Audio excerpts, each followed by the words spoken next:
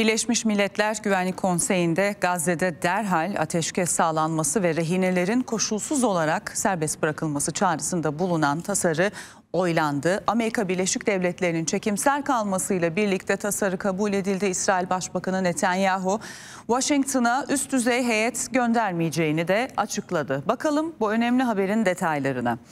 Birleşmiş Milletler Güvenlik Konseyi'ndeki 14 üye ülke Gazze'de kalıcı ve sürdürülebilir ateşkese dönüşecek şekilde Ramazan ayında acilen ateşkes sağlanması talep edilen karar tasarısından yana oy kullandı. Yalnızca Amerika'nın çekimser kaldığını tekrarlayalım. Böylece Birleşmiş Milletler Genel Kurulu'nda ilk kez Gazze'de ateşkes sağlanmasına yönelik bir tasarı kabul edilmiş oldu. Bu bir ilk. İsrail'in en büyük müttefiki konumundaki Amerika Birleşik Devletleri daha önce 4 kez bu aynı tasarıyı veto etmişti, hatırlıyorsunuz. Oylamadan hemen önce İsrail Başbakanı Benjamin Netanyahu Washington'a rest çekti. Amerika'nın tasarıyı veto etmemesi üzerine Washington'a heyet göndermeyeceğini açıkladı.